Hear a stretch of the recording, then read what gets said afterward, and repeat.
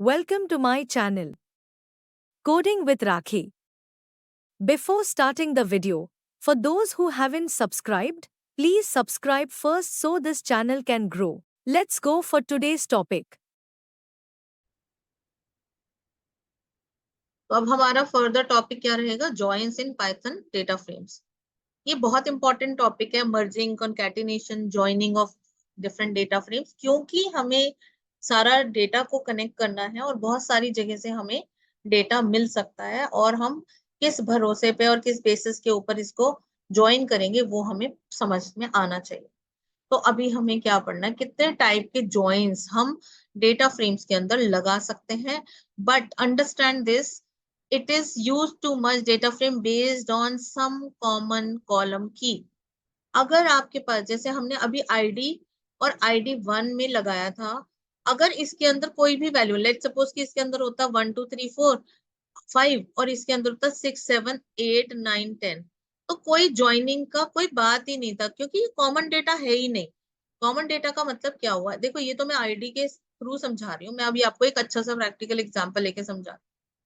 Let suppose कि हमारे पास एक टेबल है या एक सीएसवी फाइल आती है, जिसके अंदर हम लेते हैं स्टूडेंट का इंफॉर्मेशन, जिसके अंदर उसका है रोल नंबर और नेम, ठीक है। और एक है मार्क्स, मार्क्स की एक टेबल है जिसके अंदर रोल नंबर है और है M1, मार्क्स 1। तो इसमें हमने रोल नंबर डाले 1 2 3 4 5 और ABCDE, ये मेरे नाम हो गए। इस रोल नंबर के अंदर मैंने डाल दिया, लेट सपोज कि मेरे पास ये 5 स्टूडेंट हैं और मैंने यहाँ पे गलती से ना ये नंबर डाल दिए 9 10 11 12 और 13। ये मेरे पास जो मार्क्स हैं 50 40 30 20 और 70, ये जो मार्क्स हैं मेरे पास रोल नंबर 9 10 11 12 13 के हैं। तो क्या आपको लगता है कि ये किसी ज्वाइन के काबिल है? क्योंकि अगर मुझे ज्वाइन करना है और मुझे एक रिपोर्ट बनानी है जिसमें मुझे कहना है रोल नंबर, नेम और M1, ऐसी एक रिपोर्ट बन जाए जिसमें 1 2 3 4 5 जो मेरे स्टूडेंट्स हैं उनका नाम है ABCDE और उनके फर्दर मार्क्स मुझे डिस्प्ले हो जाए, तो क्या मैं इसके मार्क्स लगा सकती हूँ? क्यों? क्योंकि ये 50 जो नंबर है ये तो 9 रोल नंबर के हैं, 40 जो नंबर है वो 10 के रोल नंबर के हैं। इसका मतलब ये है, जब आप जॉइंस लगाते हो तो वो कॉलम्स जिसके अंदर आपको ज्वाइनिंग करनी है उनके अंदर कॉमन वैल्यू होनी चाहिए। ऐसा नहीं कि रोल नंबर के साथ हमने मार्क्स की ज्वाइनिंग कर दी, कर सकते हैं लेकिन वैल्यू तो सेम हो।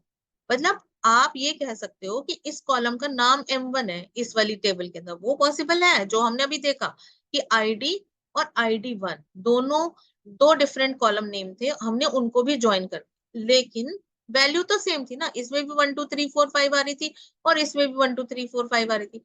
यहाँ पे तो टोटली डिफरेंट है, 1 2 3 4 5, कॉलम नेम भी सेम है तब भी डिफरेंट वैल्यू है। तो क्या ज्वाइन करके दिखाएगा वो? यहाँ पे ज्वाइन नहीं लगेगा। तो ये चीज आपको ज्वाइनिंग के लिए हमेशा याद रखनी चाहिए। और ये सिर्फ इसी जगह पे ज्वाइन का ऑपरेशन नहीं है, अगर आप SQL पढ़ते हो जिसके अंदर आप टेबल्स क्रिएट करते हो वहां पे भी सेम प्रोसेस रहता है। तो हमें जो पाइथन प्रोवाइड कराता है वो कौन कौन से ज्वाइंस होते हैं? फुल आउटर ज्वाइन होता है, इनर ज्वाइन होता है, राइट ज्वाइन होता है, लेफ्ट ज्वाइन होता है, ज्वाइनिंग ऑन इंडेक्स होता है। ये हम बहुत इंपॉर्टेंट टॉपिक्स हैं, ये हम अभी देख लेते हैं। फुल आउटर ज्वाइन, क्या मीनिंग होता है इसका? Full outer join, the full outer joins combines the results of both left and right outer joins. The join data frame will contain all records from both the data frames and fill the NANs for missing matches on either side.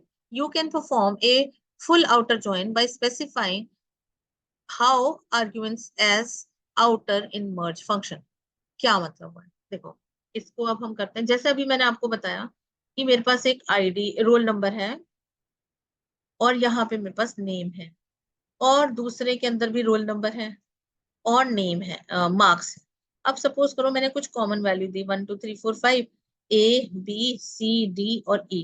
यहाँ पे मैं दे रही हूँ 1 3 9 7 5 और इसके अंदर मैं marks दे रही हूँ 50 20 30 40 5 एंड 60।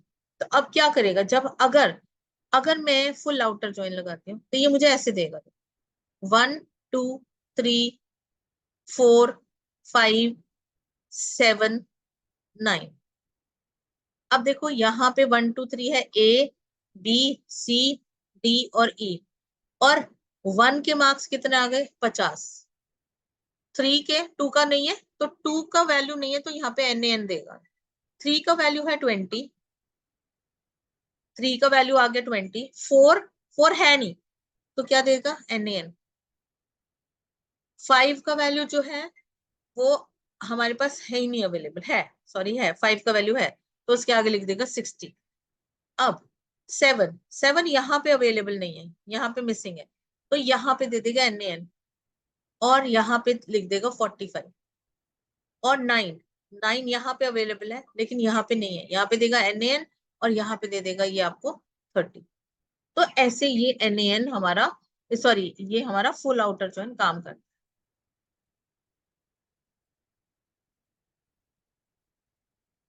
तो हमने क्या बनाया? एक फ्रेम बनाया जिसके अंदर हमने आईडी मेंशन करा 1 2 3 4 5, value 1 is there, value 2 is there. ID हमने दूसरी डिक्शनरी का बनाया 2 3 4 6 7।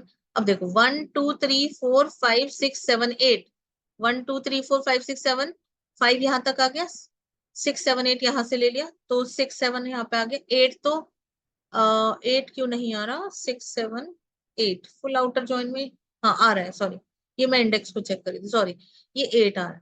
तो अभी देखो ए बी, यहाँ पे ए बी वैल्यू अवेलेबल है, इसकी इसका फर्स्ट का ज्वाइन नहीं है तो ये वैल्यू NaN आ गई। सेकंड का ज्वाइन है तो सेकंड का CD और KL ऐसे ज्वाइन कर, फिर थर्ड का हमारे पास ज्वाइन है तो हमारी वैल्यू आ गई। फोर्थ का हमारे पास GH है, इसमें वैल्यू नहीं है, NaN आ गई। अब जैसे यहाँ पे 6 7 8 मेरे पास फर्स्ट डेटा फ्रेम में नहीं है तो यहाँ पे इसकी NaN। तो ये हमारा एक मेथड होता है फुल ज्वाइन करने। The resulting frame had all the entries from both the tables with NaN values for missing matches on either side. However, one more thing to notice is the suffix which got appended to the column name to show which column come from which data frame.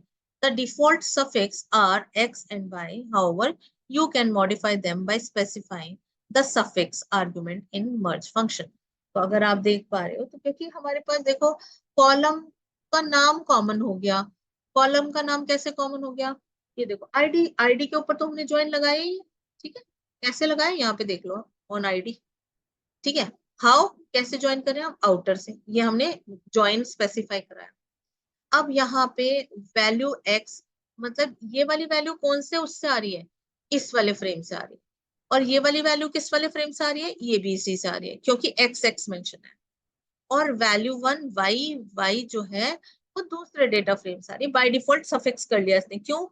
Otherwise तो देखो अगर हम ये सोचते हैं कि ये यहाँ पे मर्ज कर दें तो ये मर्ज करके अगर ये ऐसे दे देता मुझे ID value 1 value 2 value 1 value 2, तो आप स्पेसिफाई नहीं करा सकते थे कि ये वाला जो वैल्यू 1 वैल्यू 2 है वो DF2 से आ रहा है या DF1 से आ रहा है। इसी तरह इसका भी DF1 से आ रहा है या DF2 से आ रहा है, हम रिकॉग्नाइज नहीं कर सकते थे। बट पाइथन आपको बाय डिफॉल्ट सफिक्स प्रोवाइड करता है XYZ के फॉर्मेट में, तो इसलिए यहाँ पे ये इसने अपने आप ऑटोमेटिकली कॉलम का नाम चेंज कर लिया। अगर आप इस सफिक्स को चेंज करना चाहते हो, जैसे आप कहते हो वैल्यू 1 x_x की जगह कुछ और वेरिएबल का नेम मेंशन करना चाहते हो, तो आप यहाँ पे मर्ज ऑप्शन के अंदर सफिक्स मेंशन कर सकते हो। सफिक्स, सफिक्स करके यहाँ पे आपको वैल्यू देनी पड़ेगी। ये हम देख लेंगे नेक्स्ट उसमें कैसे हम देते। तो ये हुआ मेरा आउटर ज्वाइन। एक बार हम इसको आउटर ज्वाइन को करके देख लेते हैं। तो हमारे पास ये तो बना हुआ ही है। नेक्स्ट ऑपरेशंस यहाँ पे हम हेडिंग लिखेंगे, ओके।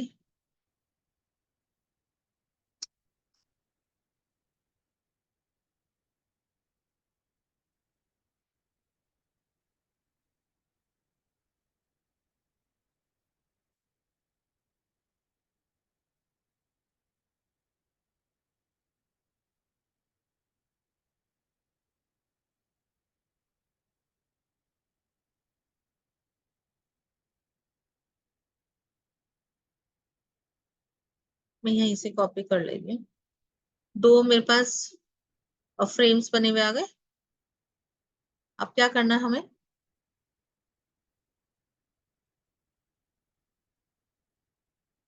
मर्ज कर दो इनको यहाँ पे। डेटा फ्रेम 1 2 ये भी कॉपी कर लेती हूँ मैं। Enter, control we. तो DF1 और DF2 आ गया हमारे पास बना हुआ। उसके बाद हम इसको भी कॉपी उठा लेते हैं। सी मर्ज हमें कौन कौन से करने हैं, DF1 और DF2।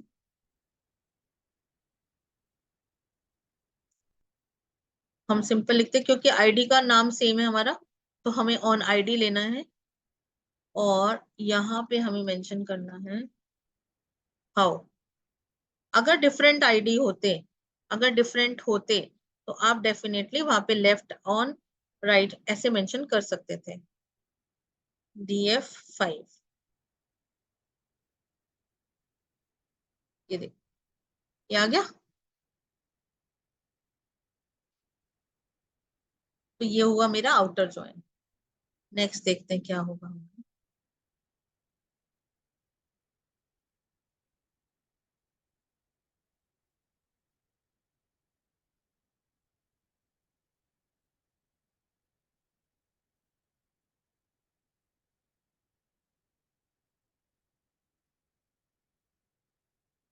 हाँ जी, तो हमने ये देख लिया आउटर ज्वाइन। अगर आपको सफिक्स मेंशन करने हैं तो जैसे कि आप यहाँ पे मेंशन कर सकते हो सफिक्स इक्वल्स टू, यहाँ पे ये टपल के फॉर्मेट में देना होता है हमें। दे दिया हमने। अब क्या लेगा, वैल्यू 1 अंडरस्कोर लेफ्ट और value 2 underscore left, value 1 underscore right. कुछ भी मेंशन कर सकते हो आप, _1 कॉमा _2। बट इसमें क्या होगा, अगर 1 2 आप देते हो तो यहाँ पे वैल्यू 1 अंडरस्कोर 1 और वैल्यू 2 अंडरस्कोर 1 लेगा। अगर और इसके लिए वैल्यू 1 अंडरस्कोर 2 और वैल्यू 2 अंडरस्कोर 2 लेगा, ऐसे वो दिखाएगा। बट हाँ ठीक है, जैसे भी आपको ठीक लगे आप उसको मेंशन कर सकते हैं। Now another join is inner join. The inner join produce only those records that match in both data frames have to pass inner in how arguments inside merge। तो हमने देख लिया how, पहले देखा था हमने, वो क्या था, आउटर था। अभी क्या करना है, इनर करना है, तो हम इनर पास कर देंगे उसमें। बट उसका आउटपुट देख लेते हैं क्या होता है। हाउ इज इनर, बाकी सब सेम है। तो क्या मिला हमें, एक्स वैल्यू। अब इसमें सिर्फ वो वैल्यूज आएंगे जो कॉमन है। कॉमन कौन सी वैल्यूज हैं पूरे डेटा फ्रेम के अंदर, सिर्फ 2 और 3, ये दो कॉमन वैल्यूज हैं। तो उसी का आंसर आएगा। ऐसे नहीं आएगा जैसे उसके अंदर तो फुल आउटर जॉइन लगा हुआ था। तो अगर लेफ्ट वाली टेबल के अंदर या डेटा फ्रेम के अंदर नहीं है तो उसको NaN कर देता था, और अगर राइट वाली में नहीं है तो राइट हैंड साइड पे उसको NaN कर देता था।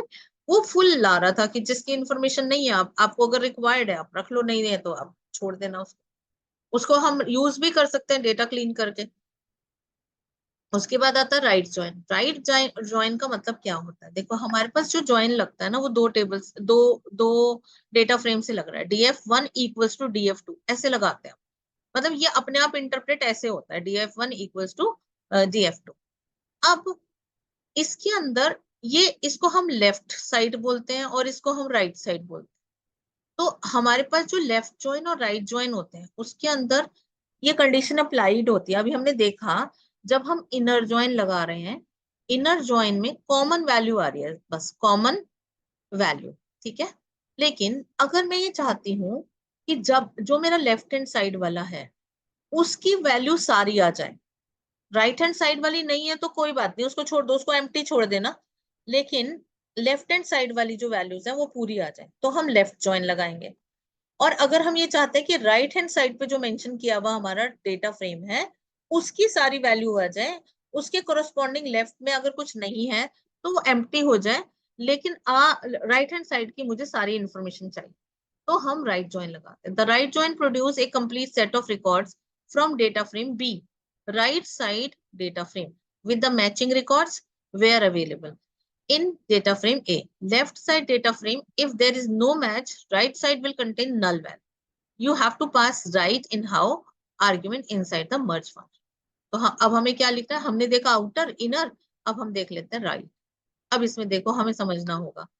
तो जब हमारे पास राइट राइट वाली साइड क्या है, DF2, इसका मतलब बेस ये लेके चलो आप।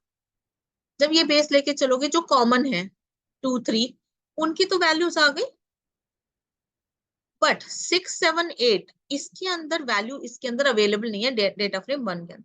तो वहां पे क्या आ गया, NaN। तो ये एक्चुअली हाफ पोर्शन है, half portion of outer join. क्यों, आउटर जॉइन में क्या हो रहा था, पूरी कंप्लीट टेबल आ रही थी, जिसके सामने लेफ्ट के सामने नहीं था तो लेफ्ट के सामने नैन लिख देते थे, और अगर राइट के सामने नहीं था तो उसके सामने नैन लिख देते थे। लेकिन इसके अंदर हमने क्या कर दिया, सिर्फ मुझे राइट हैंड साइड वाली वैल्यू चाहिए, यानी कि राइट वाला ये। ऐसे ही हमारे पास लेफ्ट होता है, लेफ्ट के केस में ये वाला फर्स्ट वाला अगर होता तो उसको फर्स्ट वाले को कंसीडर करता, राइट हैंड साइड पे अगर मैचिंग नहीं होती तो यहाँ पे NaN आता। तो ये देख लेते हैं, ये लेफ्ट होगा, ये हो गया लेफ्ट। लेफ्ट में यहाँ पे इंफॉर्मेशन आ, जहां पे मैचिंग नहीं है वहां पे NaN। On the basis of index भी हम ज्वाइन कर सकते हैं, राइट इंडेक्स या लेफ्ट इंडेक्स मेंशन कर सकते हैं, कैसे करेंगे वो भी एक बार देख लेते हैं हम।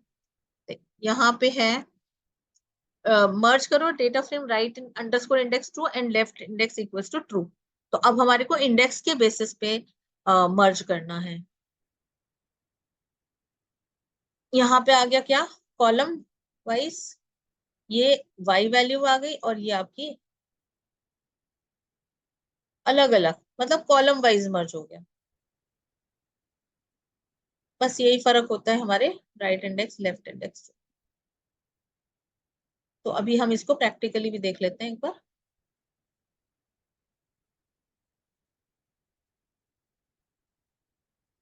इसी को मैं कॉपी उठा लेती हूँ, और ये था मेरा। अब हमारे को कितने कौन कौन से करने हैं, इनर जॉइन और left and right, and in on the basis of index. ये था हमारा आउटर जॉइन। यहाँ पे ये आउटपुट था आउटर जॉइन, सारा कंप्लीट इंफॉर्मेशन आ रही। अगर हम कहीं हैश इनर जॉइन, तो जो क्या करा था हमने, इनर जॉइन के अंदर सिर्फ कॉमन कॉलम, सेम चीज है, कुछ नहीं है, कॉलम कॉमन जो वैल्यू होती है सिर्फ उसको डिस्प्ले करता है, देखो। उसके बाद हमने क्या किया था, कंट्रोल C कंट्रोल V, यहाँ पे हम करते हैं राइट जॉइन। राइट इनर की जगह मुझे क्या लिखना है, सिर्फ राइट लिखना है। रन कर दो, तो देखो राइट के अंदर जो 6 7 8 वैल्यू थी, लेकिन उसकी मैचिंग वैल्यू हमारी डेटा फ्रेम 1 में नहीं थी, तो उसकी जगह पे उसने NaN दी। अगर हम यही सेम चीज करते हैं for left join also, simple change करना है हमने, कुछ भी नहीं करना ज्यादा, लेफ्ट, और यहाँ पे हमने कह देना है लेफ्ट। रन कर दो इसको, देखो आप 1 की वैल्यू हमारे पास यहाँ पे थी, इसमें नहीं थी, तो इसमें नहीं थी तो इसके आगे नैन लिख दिया, ठीक है। ऐसे ही हमारे पास 4 5 की वैल्यू भी नहीं थी तो उसके आगे भी नैन। लास्ट हमारा जो ज्वाइन है वो है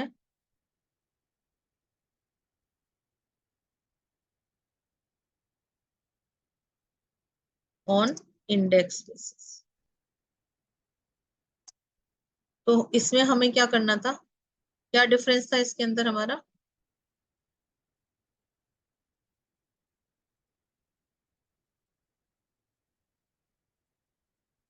हमें इसको हटाना था,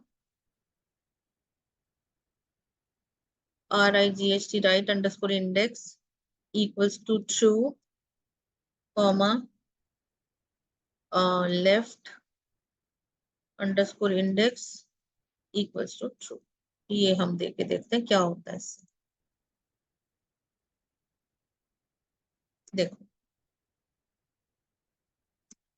ठीक है। और जो हमने ये कॉलम वाइज आ गए यहाँ पे, आमने सामने आ गए, इंडेक्स के बेसिस पे ज्वाइन कर दिया इसे। लेफ्ट इंडेक्स और राइट इंडेक्स के बेसिस पे। अगर आप अलग अलग फ्रेम को डिस्प्ले कराओगे तो वो भी आपको 0 1 2 3 4 0 1 2 3 4 दिखाएगा। यहाँ पे एक हमने चीज करी थी, हमने यहाँ पे मेंशन किया था सफिक्स, सफिक्सेस, सफिक्सेस हमें शायद था कीवर्ड, सेम होना चाहिए, नहीं तो ये आपको एरर देता है। सिंगल कोट्स में LEFT कॉमा, सिंगल कोट्स में ही अंडरस्कोर, ये भी कर सकते हो और भी कर सकते हो। देखो ये इंडेक्स कॉलम के नाम चेंज हो गए। सिंपल मेंशन कर सकते हो L_R, ताकि हम डिफरेंशिएट कर सकें। जब हम डेटा को मैनिपुलेट करते हैं तब हमें रिक्वायरमेंट होती है, हम कॉलम्स के नाम भी चेंज कर सकते हैं। तो I think it has been clear now.